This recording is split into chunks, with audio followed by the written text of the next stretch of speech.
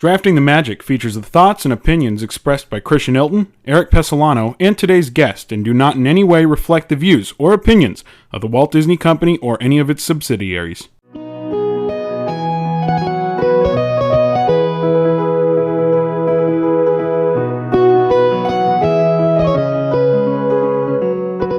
All right, here we go. We're headed into the current rubber match. Yes. In this series. We're tied at 2 apiece. I'm so excited. I might actually take a lead for the first time on the show. I can't lose 3 in a row. 2, all right, whatever. I get it. I can't do this 3 times. It hurts too much. When we select the guest judge, our guest judge we've selected has chosen both for us and against us each time. So this really could go either way, and I'm either happy or very upset that this is your topic and you have the guest judge today. Yeah, I think I got it in my back pocket, but I think there might be an issue with that. We'll see when we get to the draft. I want to give a shout out to a couple of people online. My buddy Tommy has not only loved the show, he live texts me as he's listening and giving me his thoughts. And he's, as soon as he heard you say that your favorite park wasn't a parades park, he was like, Eric, Tapestry of Nations, what are you doing? And I was like, thank you for that. But Tommy had a lot of good stuff. He's recommending you and I go to other parks around the world and see the parades because they're amazing. My beautiful fiance, Sarah Resner, just recently made it clear that Pixar Play Parade does not belong in any top 5 anywhere. Tommy had the same thought, but it's all you could choose. It's all I had. Yeah. And when I say Epcot is not a parades park, I mean it's not traditional. I know they have parades there. Oh, man. I just mean it's not traditionally a parades park. But look, yep. I can't change how I was raised, you know? It's true. Yeah, I gotta roll with what I was told to do, which makes perfect sense. Now that you get to a stage where you've been on all the attractions, if not most of them, maybe you say, okay, I'm gonna stick around and watch this parade. Maybe I'll get to that point. Yeah, maybe. And you know, once everything starts really ramping up and opening up again, I'll get the chance to go around and check everything out outside of the U.S. and some in Florida. Your history gave you a loss last week, right? In your preferences.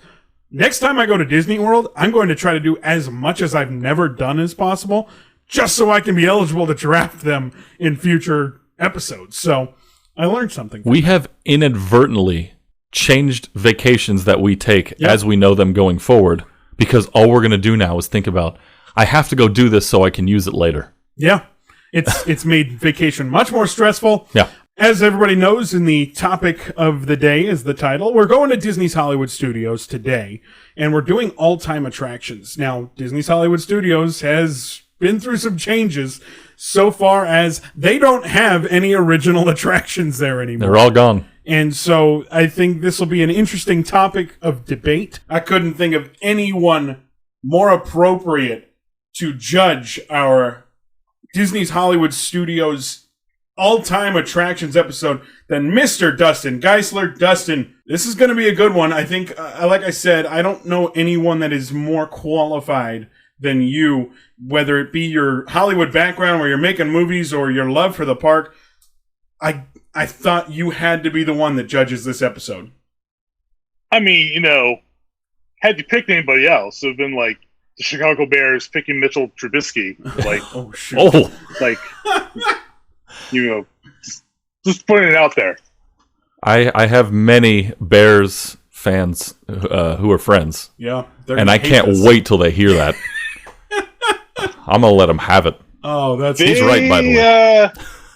They'll probably agree with me, to be honest. You're probably right. Who are we kidding? That's true. Alrighty, well, let's get down to this thing. Dustin, like you've heard in episodes before, we're going to draft this topic, and the big rules today that we have added in is, first off, number one, as always, you have to have experienced the attraction in person and not just on YouTube.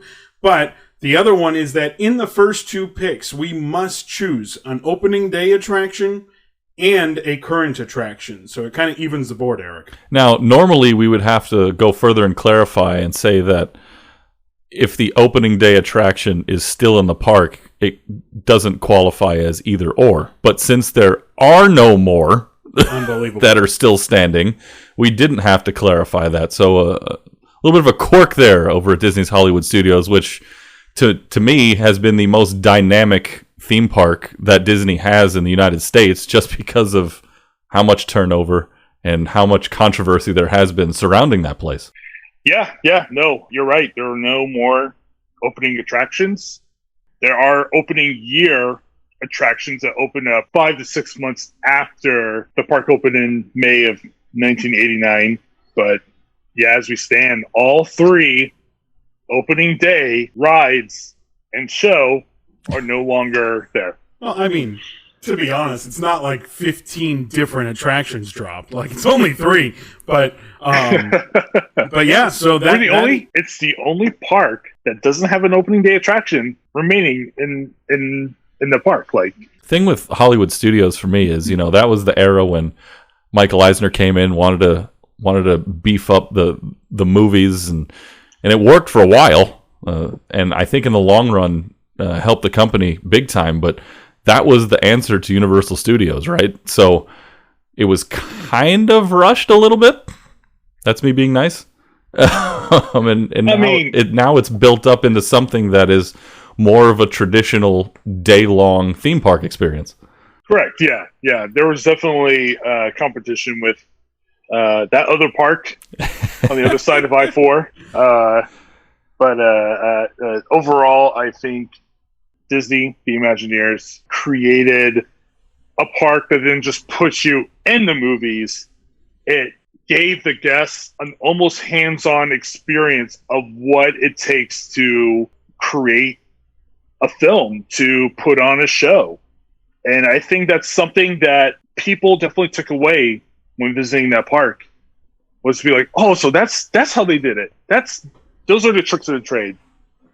So do you think, and there's a question I have for you, do you think going forward now with, the advent of the smartphone and folks being able to make movies and doing all that on their own, that the behind the scenes aspect of theme parks like Hollywood Studios and Universal Studios, that maybe it's time to shift in a different direction? We've seen at Universal that, the Wizarding World of Harry Potter is a put you in the story type experience rather than how the story was made. Do you see Hollywood Studios maybe going in that direction?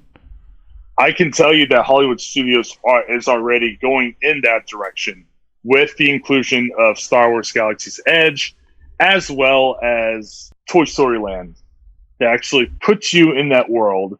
I can foresee more experiences being exactly like that. It makes sense, and it's. I don't want to say it's a shame that technology has kind of taken that magic away, but it really has. But I think that's just another challenge for the Imagineers and all other theme park designers out there. Like, okay, well, that's gone. So what's the next challenge? How do we draw people back? And so far, I think it's worked, and I like the way it's going. It's going to be an exciting kind of thing to watch happen because, like you said, I absolutely loved the behind the scenes looks that you got on some of those. I remember being on a certain attraction at a certain theme park that I will not mention and actually watching a certain movie get filmed. Like, I thought that was the coolest thing in the world. I don't think you see that going forward anymore. I think it is more of that throw you in that area and surround you. And both major theme parks have done an amazing job at that. So I think it's going to be something you see more of in the future. But for now, we are in charge of drafting the magic for the Disney's Hollywood Studios / MGM Studios / Disney Studios / everything else that it almost was called, all-time attractions. And we have Dustin Geisler here to assist us with the guest judging.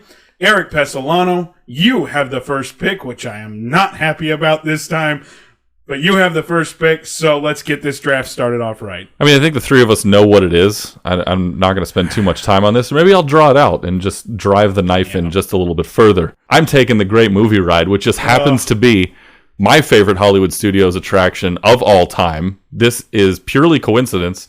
I think that we can agree. I have not met Dustin until we started this recording, so this was not something that was planned out. Yeah, I'm not trying to steal this draft. It's and what I he's had. literally wearing a Great Movie Ride shirt. That is true. You know, not only is the Great Movie Ride my favorite Hollywood Studios attraction of all time, it's my favorite Disney attraction of all time. Wow. To me, it was Imagineering personified. It put you right into the middle of the movies. They built massive sets to where you felt like you were in the Nostromo in Alien, or you were in a dark alleyway in the 1920s gangster film noir movie. And not to mention the fact that that ride was ahead of its time in terms of creating an experience where you have different variations of the ride. A lot of people who go on that ride, they talk about, oh yeah, we had this scary gangster come out and take over the attraction. By the way, folks, if you've never ridden the Great Movie Ride, it's an attraction where you have animatronics, 59 animatronics, including the very first A100 animatronic and the Wicked Witch of the West. But you also have live actors. So you have this live actor dressed up as a gangster, hop onto the ride, and take over. But there's another experience that most people don't realize happened in that ride. There was a bandit, a cowboy, a bandit that robbed a bank and took over the ride as well. And that's an experience that didn't happen quite as often. So when people go on the ride and they get that experience, it just elevates it for them. They're like, oh my God, I can't believe that actually happened. It is, you know, I think back to it, and that was the most surreal thing, watching the bandit take over the attraction, kick the tour guide out and take over the attraction. Like, I thought, I still remember being a kid being freaked out, thinking that somebody was taking us somewhere that, I mean, who knows? Granted, it's a Disney ride, but it felt like somebody was taking over the car and taking you in a place that you had no idea what was going on, that Disney hadn't planned. I think it's a solid first pick. I knew you were going to go first pick with that, which is why I almost regret asking Dustin to join this show, because I don't know if I could... Eric's winning already. I'll tell you that right now. He's on top of the list. You know, I will say too, the last time I was in Florida and went to Walt Disney World was further in the past than you were there, Christian. I haven't been since 2017, and the ride had already closed by then. And nothing was a bigger gut punch, because it was my dad's favorite ride. Yeah. And when we walked up and the walls were up, and the look on his face, wow, man. Can you believe that? And we knew it was already shuttered, but that one hit hard. But it was always our favorite, and it will continue to be. It was an amazing ride, and I think, like Dustin said, the extravagance of the sets is something that I don't know if you'll ever see again, because you had amazing movies that were not Disney movies. Right. By all means, they were not Disney movies, but it was putting you into that Hollywood, putting you into the idea of making movies. And Dustin, that ride was literally why the park was built. Like, that was the center point. Yeah, folks, for those that don't know, before the Disney MGM Studios, the former name was even a thing, there was going to be an entertainment pavilion at Epcot. Oh. And at the center of that pavilion was an attraction called Great Moments at the Movies. Michael Eisner saw this concept and just thought bigger.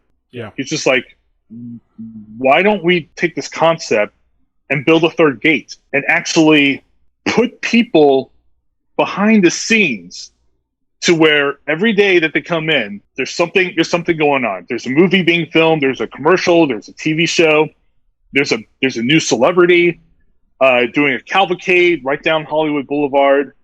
We should do this. And at the time, Orlando was being built to be the Hollywood of the East. For probably about a good 6-7 years, it was. We had Nickelodeon Studios down here. We had all sorts of TV productions going on, and even at Hollywood studios, movies and TV shows like the Britney Spears, Justin Timberlake, Mickey Mouse Club from the 90s was filmed there. All sorts of stuff was going on in Orlando. And then just the Florida government just couldn't get the tax incentives down, and everyone went back west. Let's get back to our draft, shall we? I still haven't made my first stinking pick. I could go strategy here and take a current attraction, but I think that would do a disservice to the Backlot Tour. That was one of the coolest behind-the-scenes attractions you'd ever see. And even when it got changed due to Lights Motors Action being put in, there was still amazing things to see. I loved the fact that you got to see Walt Disney's plane back there, but you had all these, as a kid, one of the coolest things was seeing the Herbie car and seeing that back there, seeing all these different pieces of movie history, and then going into the idea of seeing where they make the costumes and where they make the set pieces, and then all the other things that you would see. And then, of course, the big fire canyon scene was always the big thriller. So I've got to do the Backlot. It's so good. It was so good. I've got to put the Backlot Tour as my number one, and the only reason it got number one is because you took Great Movie Ride. Mm-hmm. Great Movie Ride would hands down be my number one, but I think that the Backlot Tour was a solid number two, and I will take that because, like you said, like you guys both said, the idea of putting you into the world of seeing how the background works was the coolest thing. It's a great pick. Again, it's an opening day attraction, and it was another big reason why the park was built, because the park back then was a working studio, and the Backlot Tour took you through the sound stages and the behind the scenes areas with the movie props, and all the way down the streets of America and Residential Street, where you can see houses like the Golden Girls house and the Alice in Wonderland TV show. There was so much history there, like so much entertainment history. Yeah.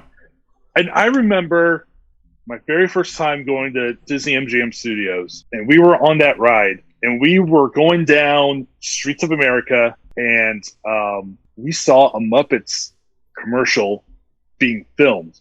Oh man!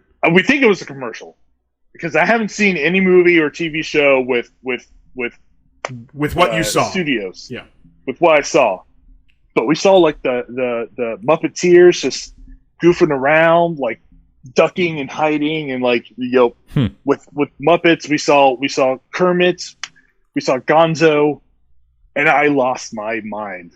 That's super cool. And I think it was that point that sort of changed my life in terms of like where I wanted to go with my career.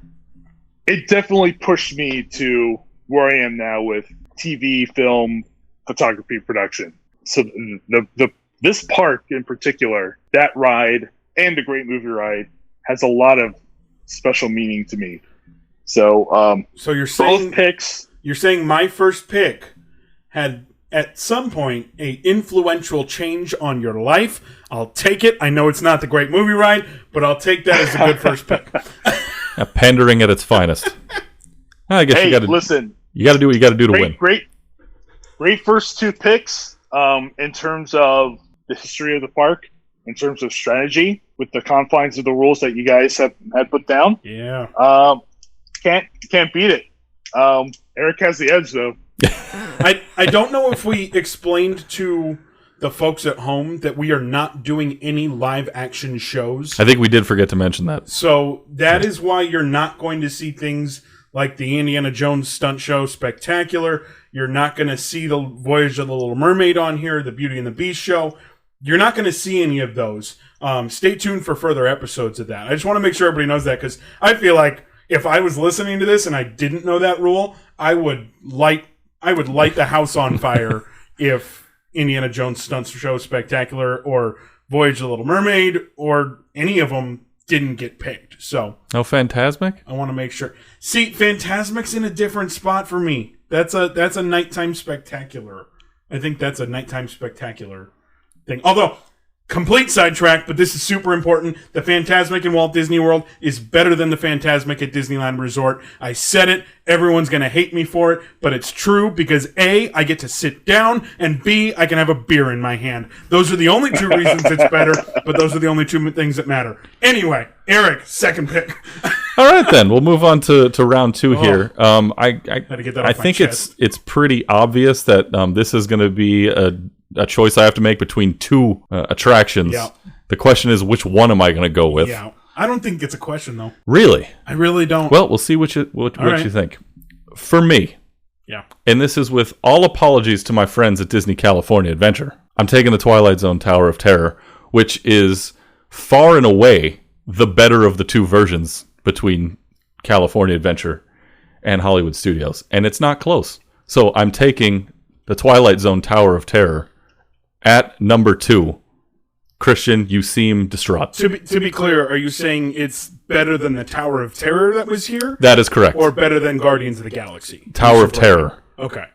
Guardians, those are different. Okay. Those are apples and oranges. I was like, wow, you're saying, yikes. No. They're different. One. Yeah. Dustin, what do you think of the Twilight Zone Tower of Terror? So I'm gonna make a confession. I've never ridden Tower of Terror. Wow. And that's because I just don't like that type of ride system. I don't like the sensation of falling like that. I also have a fear of heights. So that doesn't help my wanting to ride that ride. However, I have been through the queue. I know the storyline. And Tower of Terror is one of the best themed attractions ever. 100%. Just from going into the queue to the overall storyline, I think Tower Terror is interesting, intriguing attraction that honors the original TV show, and the thrills help as well.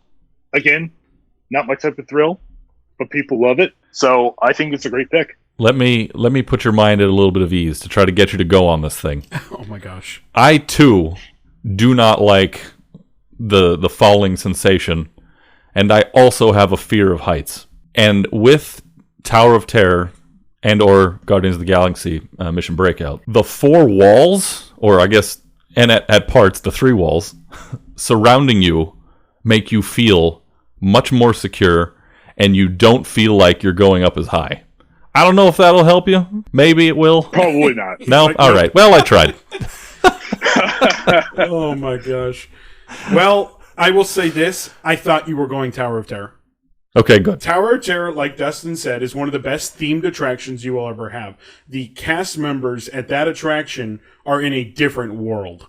I mean, and granted, you have the Star Wars Galaxy's Edge kind of show that the cast members put on, but there's nothing like Tower of Terror where you get up to the front entrance and you can't get the guy to crack a smile. Mm-hmm. You know, like they are very serious about it. I love it. So, good second pick. And that leaves my favorite current attraction still on the board. I've got to go with the attraction that's right next door. Rock and Roller Coaster starring Aerosmith is probably one of my best and favorite attractions. Dustin winced. He didn't like the call. I'm worried about that now, but I think Rock and Roller Coaster gives another great show in that you are completely themed in the area. It's not just a roller coaster like the Incredicoaster, or I guess as California Screamin' once was. You are in the back alley trying to get to that concert. I think the show aspect of that attraction gets lost a little bit, but I love the pre-show. I love how they've set it up, and so that is why Rock and Roller Coaster starring Aerosmith gets my pick. Dustin, why didn't you like that pick? I think there are better attractions that you could have picked over Rock and Roller Coaster. Now, I love Rock and Roller Coaster. Thank you. It was my first legit coaster that I rode when I was a kid, when I was scared of going on any roller coasters. Like a coaster with a loop, a coaster that went 60, 70, 80 miles per hour. I love the ride. I think there are better rides that you could have chose. But, Well, we'll have to see what the rest of your picks are like. I'll point it out because, I've got some heart and some integrity. Yeah. If you caught it, for those of you listening earlier, when I said I haven't been to Florida since 2017, I can sit on some picks. he can sit on some things for a while.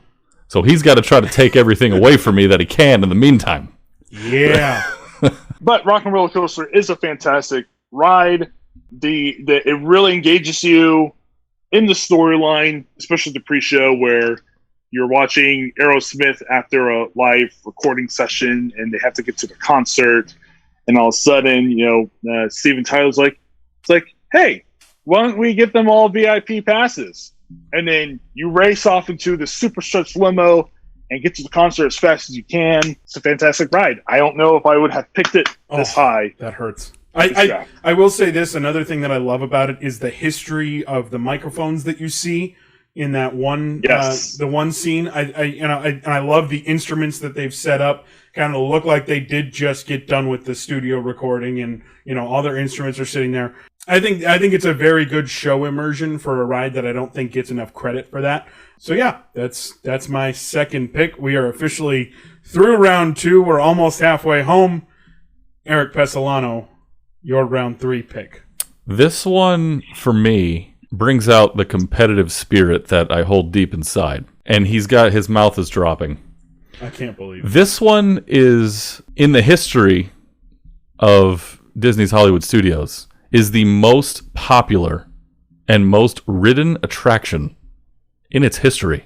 I can't believe it. And it's so popular, in fact, they had to expand it and make a third track for it. I'm taking Toy Story Mania at number 3 because I love scoring points. I love beating everybody.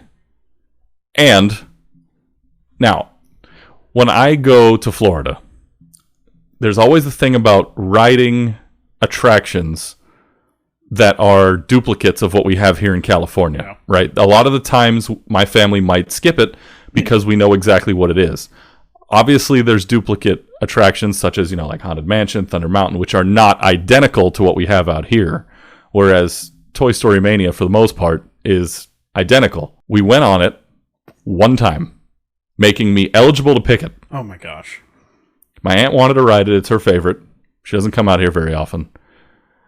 I'm taking Toy Story at number 3. Now, you had also been on it before the opening of Toy Story Land. That is correct. So I don't think you've seen the best aspect of the attraction. The queue that they made is by far, Dustin, I'd love to hear your take on this, by far one of the best queues I think I've ever seen as far as theming goes. I agree. That queue is absolutely impressive. I feel like a kid when I walk into it. All board games and old Tinker toys, Uno and cards. It's just Uno cards, and I just want to play. Yeah. I just walk in. I want to play Candyland, and it just brings me so much joy. And it's a great ride too. Another fantastic attraction. However, I don't know if I would have picked it this high just yet. Well, you're going to find out in a little bit why I took it that high.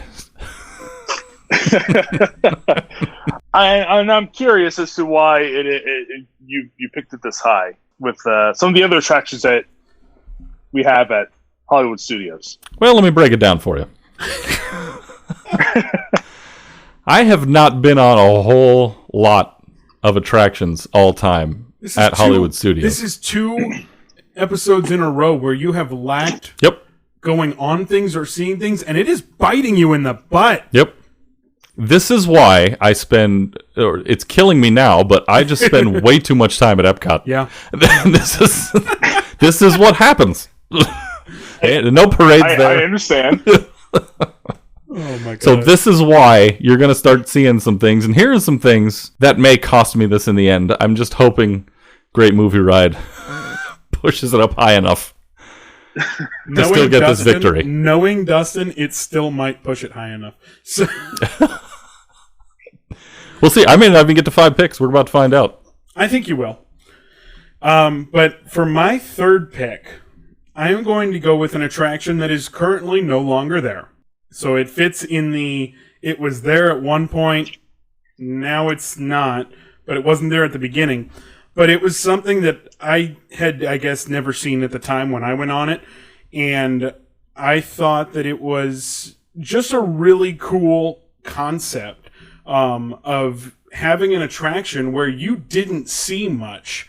You could only hear most of the attraction. Sounds Dangerous with Drew Carey has got to be on my list. I don't know about what your thoughts on it are, but in my mind, like I said, I thought it was cool that it focused on a sense that I think people take for granted, is the idea of hearing things. And that was the point of the show, was being able to hear it, because, you know, Drew Carey's character, the detective, hid the camera so that he could kind of figure out what was going on. I thought it was a great show. It was one of my favorite shows as a kid, for sure. I thought it was so cool to hear.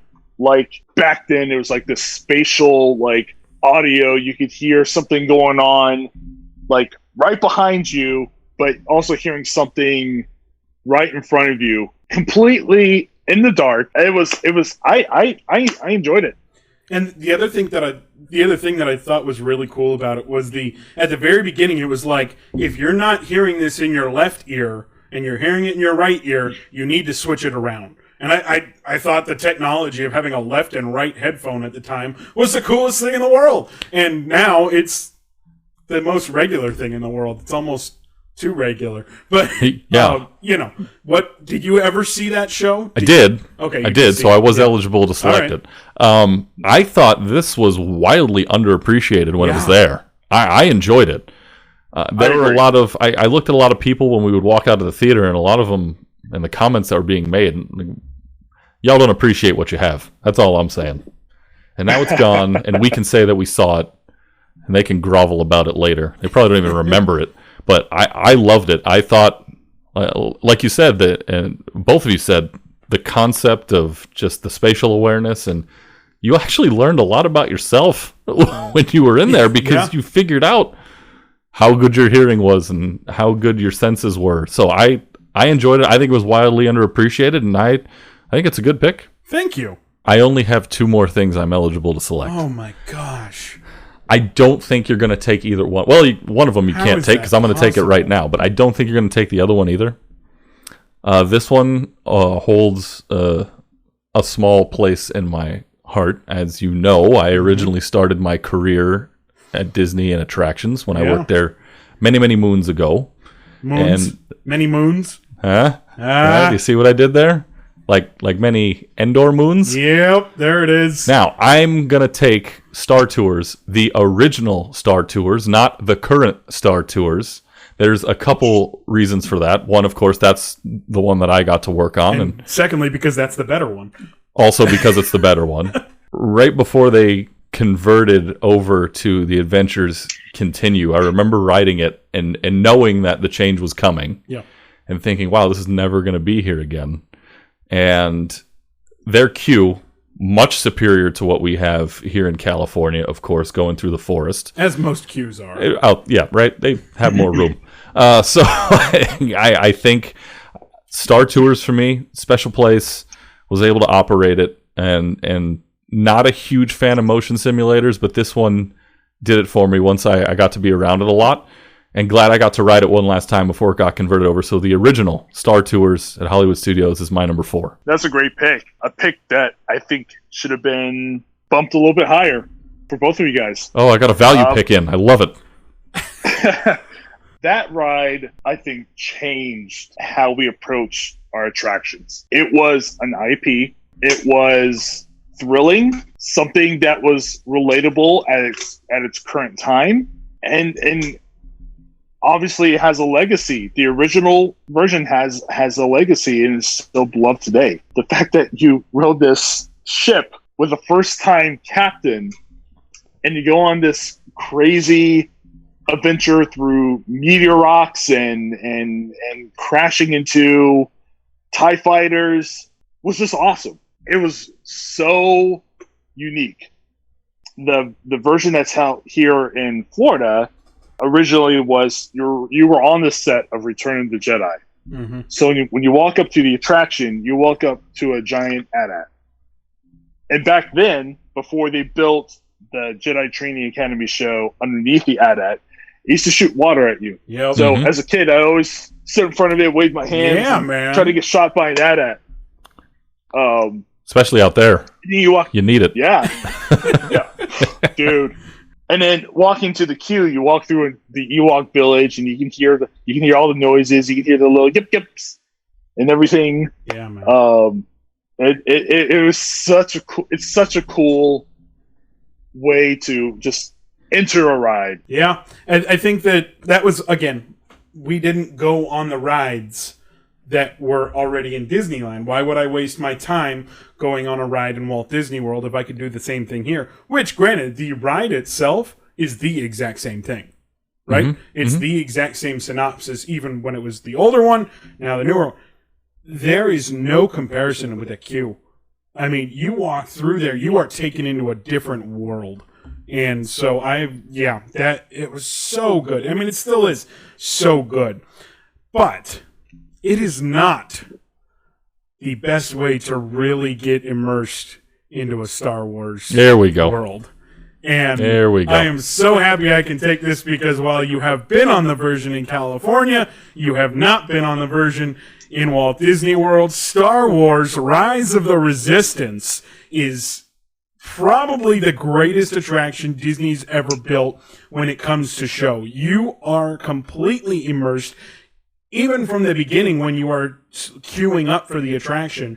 And of course, then I don't want to spoil anything for everybody, but if you haven't heard about this yet, then congrats. You haven't been on the internet in the last 6 years, and you just decided to turn on now to listen to Drafting the Magic. But you get completely taken by the bad guys, right? Kylo Ren captures you and takes you on a crazy mission where you are trying to escape.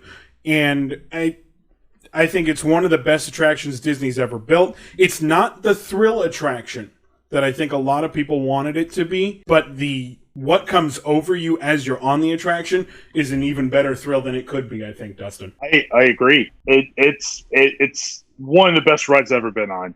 As a Star Wars fan and both a Disney fan, it hits all the checkpoints. Yeah. Of immersion, of thrill, of technology, sight, sounds. It's everything that I want in a ride. It just, how I said that Tower of Terror, I haven't ridden it just because of the falling sensation. That one moment that you get anything like that was just enough for me to have repeated riding on that ride. Okay. Wow.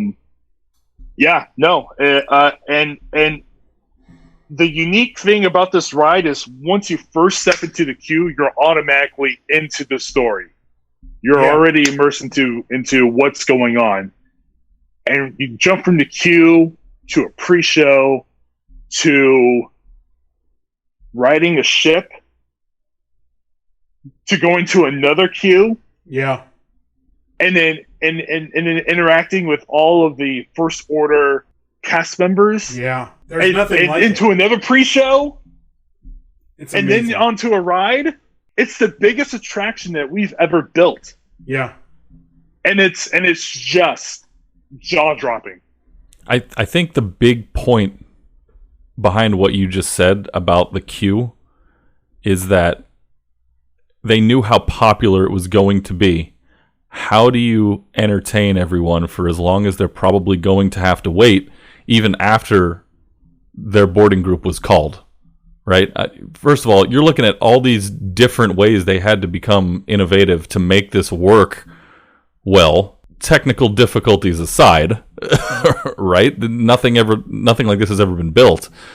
So to keep everyone entertained for as long in a queue as you possibly can, this might have been the best way to do it. And from conception to design to execution, it's an A+ all the way around. And you don't see that. I think to Christian's point where you say, oh, it's not the thrill that everybody expected it to be. That is true.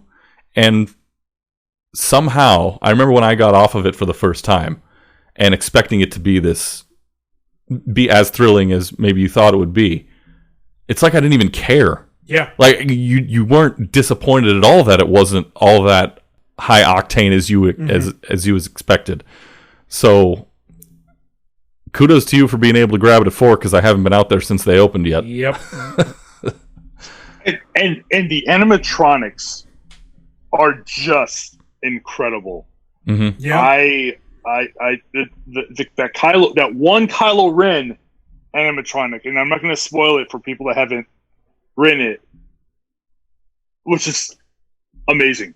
It's real. It's mind-blowing. Like, it's so real. It's like we have come so far with how our animatronics interact with guests. Yeah.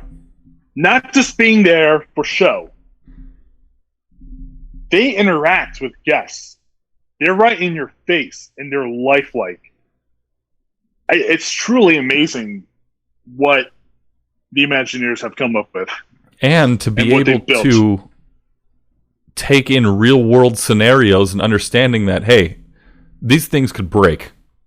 And still cover that up if something goes wrong and make it an experience all in its own. Yeah. Was way ahead of the game. I think and again, if you haven't heard about this, then get out of the rock you currently live under. If you haven't heard about it, there is a moment where you're thinking you're safe because you just kind of shied away from Kylo Ren, and then his lightsaber pierces through the ceiling and starts cutting its way through. That is the most real moment of horror for anyone who actually believes in this Star Wars immersion that they've given you. Is this guy's about to break through the roof? It was in the commercial. You're fine. Everybody saw it. Yeah, that's it. Yeah, it was in the commercial.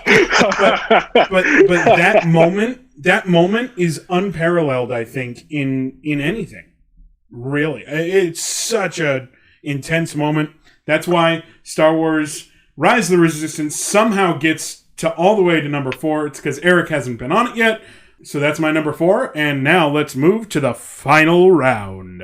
I've already typed in your final pick, by the way. So have you? I have. Interesting. Yep. We'll see if I'm right, but I'm pretty sure I'm right. This last pick for me takes me back to when I was a kid and back into a simpler time when you could just run around and have fun and maybe pick up a few bumps and scrapes and bruises along the way. Yeah. Where you could roam free. I'm going to take the Honey, I Shrunk the Kids movie set adventure. And here's why. How is that an attraction? I mean, I know it is, but... As an athlete, I was one who just wanted to run around and see what I could climb, jump off of, and do all those things. Nothing like this will ever be built again. Way too much liability. I get that.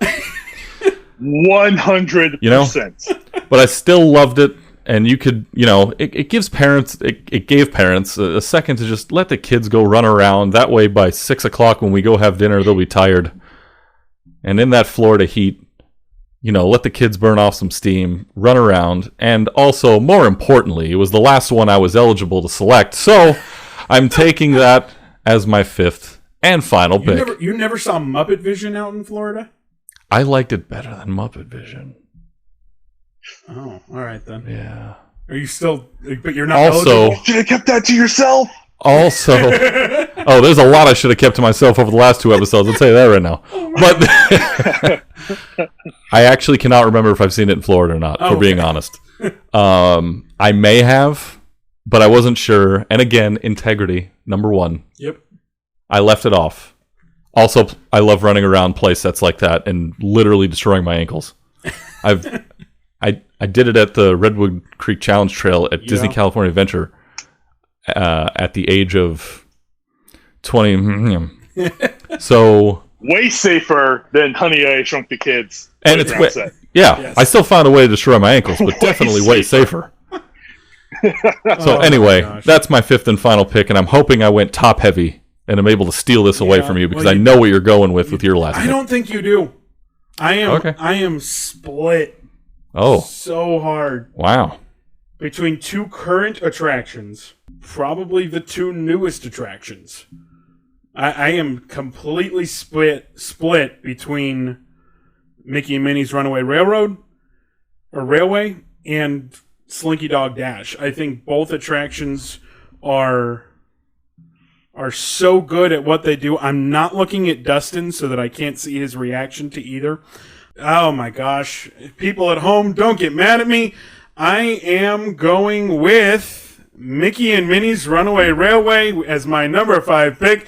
Eric took it, or Eric expected me to take it. It just edges out Slinky Dog Dash. I think that the attraction that replaced the Great Movie Ride had to be great in a different way. I think the technology that they use to have the animation seamlessly change without you even knowing it, realizing that the set pieces that are there are not there as much as you'd think, and mostly it's projection mapping.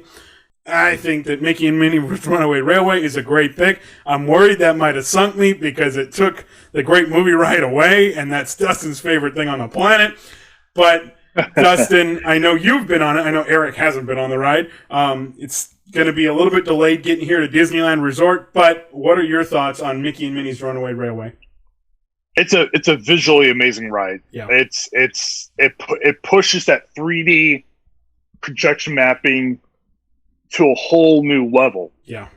And as a ride system, similar to the Great Movie Ride in terms of where you sit or which vehicle you're in, you will get a different experience, a different variation. Yeah.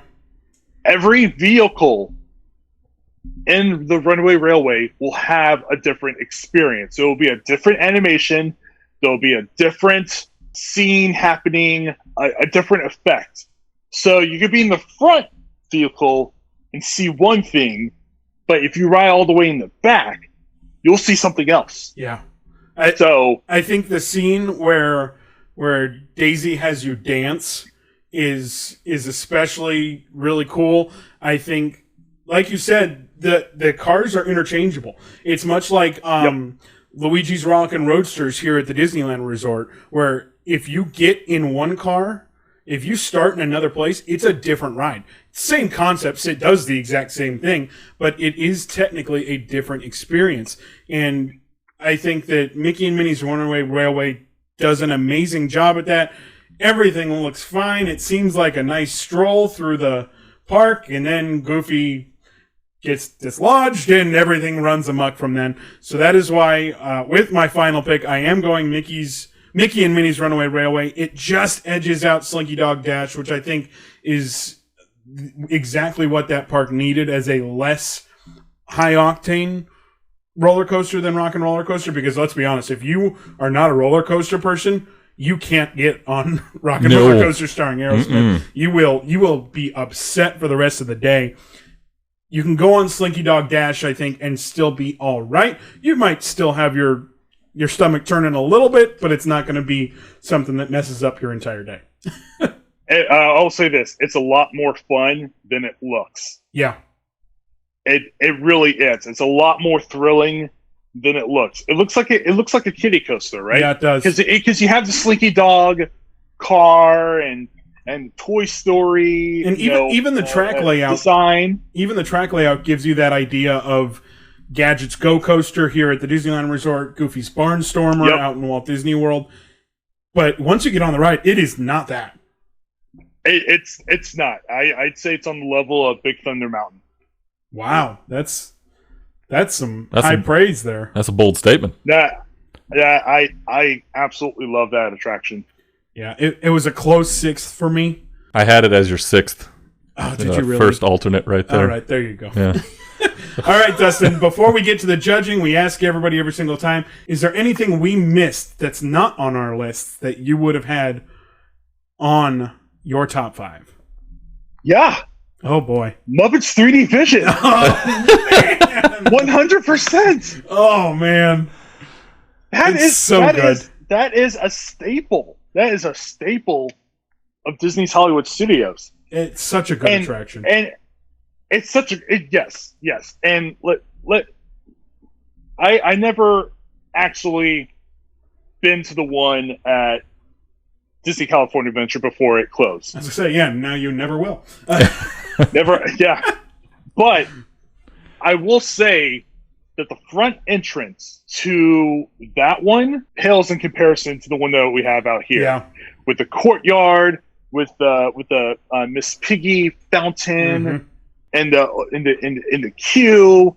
Again, I didn't experience the queue out there. I would imagine it's somewhat similar, but just that courtyard in itself is an experience. So, well, and you've got. But yeah, you guys didn't put Muppet 3D Vision in your list. Well, I think that you got to go back to 1991 when the ride or when the attraction opened.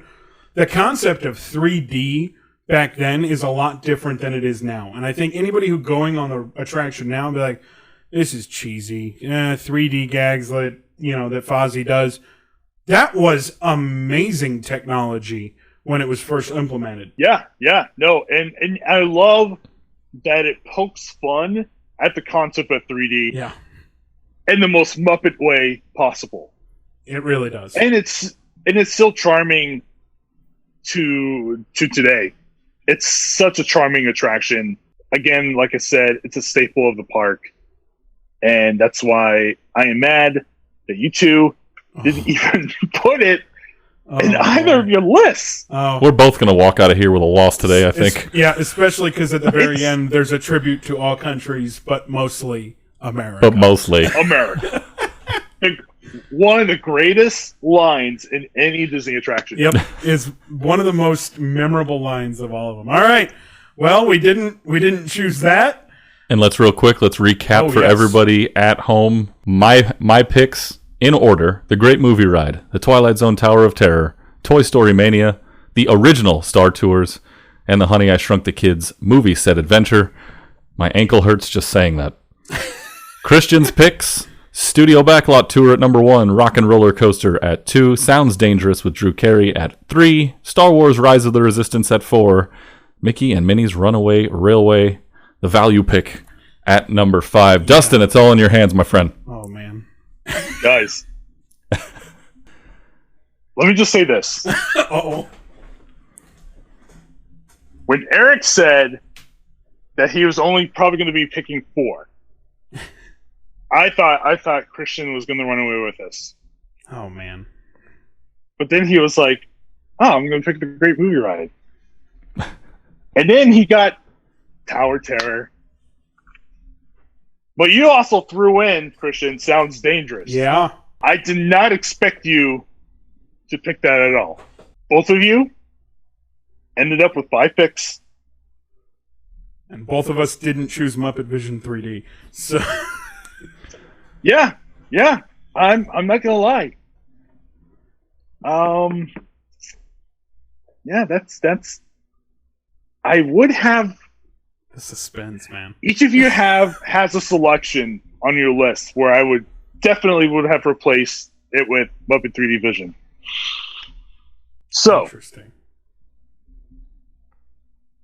In my best American Idol experience slow burn. The winner of episode 5 oh my gosh of Drafting the Magic unquestionably goes to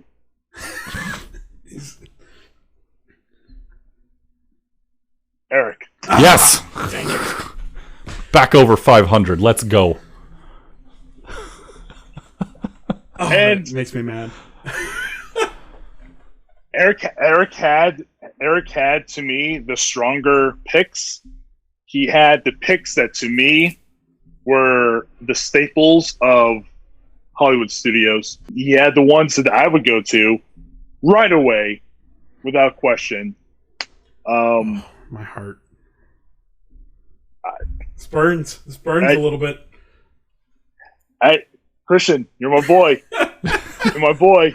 Well, once again, this goes to the integrity of the show in that or even if we get a friend to come and join us, they're not necessarily going to pick us. Yeah, how do you like it? Happened to me last week. I hate it. I would have, Christian, I would absolutely would have put Muppet 3D Vision over Sounds Dangerous. Oh. Had you done that, you would have had a better chance. Ah, dang it. Wait. He would have had a better chance, but would you have taken him? Probably not. Nothing beats the great movie ride. I know. Well, listen. I mean, Tower Terror is might be, prior to Galaxy's Edge, might have been the most advertised attraction at Hollywood Studios. So that's a huge pick right there. It has an active billboard on the highway. Yes, it does. I-4.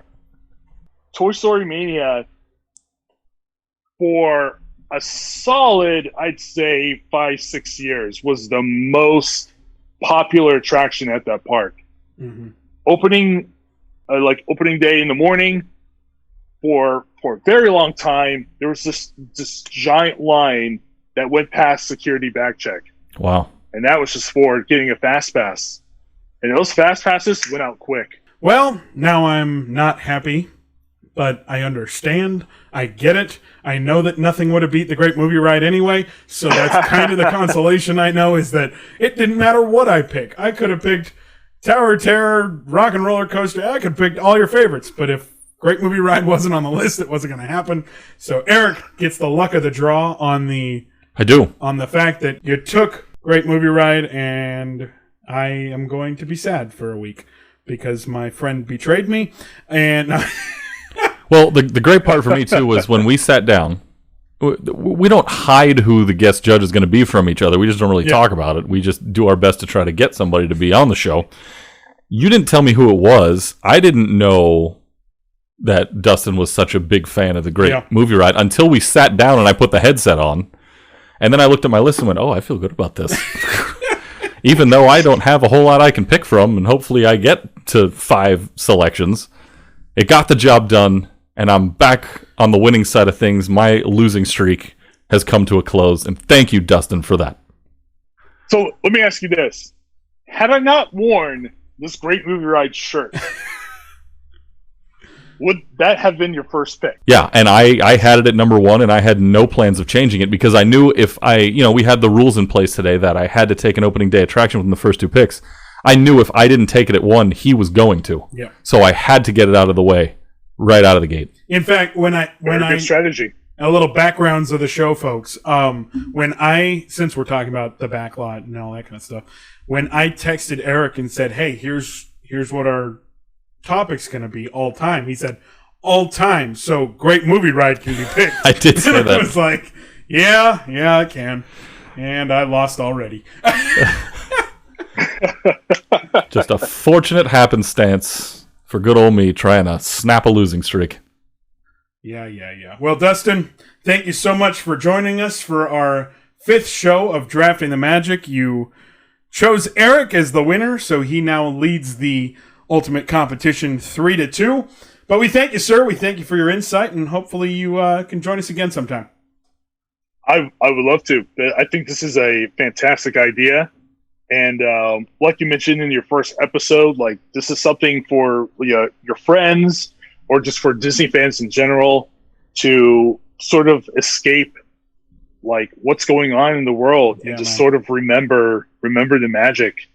I know you guys out there you're waiting for Disneyland to reopen, but let me tell you, it's not the same out here.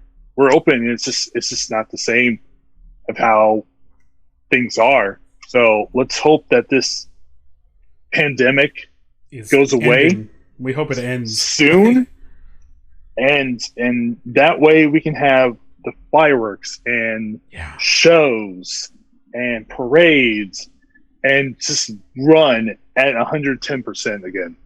That'd be that is the ultimate goal. I know I think everyone in the world, that's what we want to be. And yeah, you said it best. We want the Disney back. And I was out there a couple of weeks. We visited with you. That you're right. There is something missing. There's a little bit of the magic missing, and I hope we get it back soon. Yep, and all we can do until then is talk about what we love. And here we are. And again, Dustin, thank you so much for being here. And more importantly, thanks for the W. I appreciate it. Anytime. 3 and 2. I hate the 2, but I'll take the 3.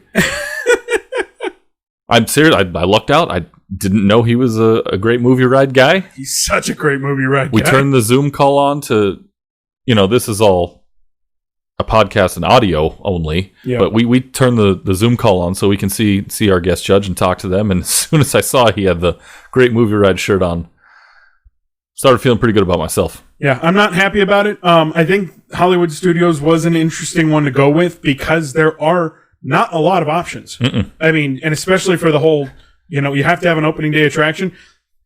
Thank God I had actually gone on Backlot Tour. Otherwise, I would have been dead to rights. Yeah, there would have been nothing. So, I mean, like we had said, the theme park was designed around the Great Movie Ride and was expanded from that. It's been since closed. We have Mickey and Minnie's Runaway Railway, which you'll love when you get to go on it for the first time, whether it's out in Florida or if you wait until it comes out here. I don't think you'll wait until 2023. I think you'll go to Florida. I don't think so. Although on the drive up here, I did pass it on the freeway, and you could see it from the freeway. It's moving. Yeah, it's moving. So, but congrats to you on the win. I'm not happy about it. But at the same time, I understand. I get why yours was chosen. You got Tower of Terror on there. I was worried about Tower of Terror as your second pick. I figured, all right, he's going to go with Tower. He's going to sell it very well. And you got someone who's never been on the ride to actually win. One thing I didn't mention, we didn't talk about at all, is it's basically the icon of the park now. Yeah, it is the media icon. Right. We had, it was the Chinese Theater for a while, and then became the... Don't talk about it. Don't talk about Sorcerer's Apprentice hat. I had an argument with somebody the other day about that, by the way. Oh, boy. They said they loved it because it just reminded them of the... Turns out, they're so young, they hadn't even been to the park before it was there. Get out of here. So, Get out of here.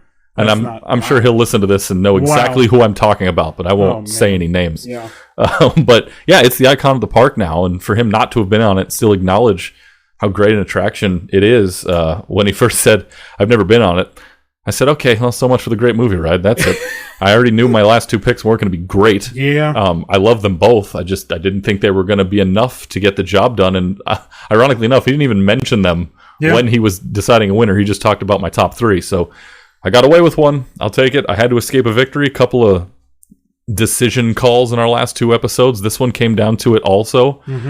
So the score is as tight as it can be after 5, and the decisions may have even been closer here over the past couple of weeks. Yep, not happy about it, and I'm going to have to move on from that. Folks, make sure you head over to social media, Instagram and Facebook. Look up Drafting the Magic or at Drafting the Magic, and then over on Twitter, Drafting Magic. We've got polls and different things going on every single day for you to participate in. We want to know what your favorite attractions from Disney's Hollywood Studios are, from past or present. I think that the park has, like you said, gone through some crazy changes, but it has such an identity to it. A lot of people do love it, and I think it is now finally moving into a all-day park. It always was, because it had Fantasmic there. You had that going on, but they've really kind of developed it. They've given you more options to do things. So go on all the social media. Of course, find us on Spotify and Apple Podcasts and anywhere else that you're listening to the podcast. But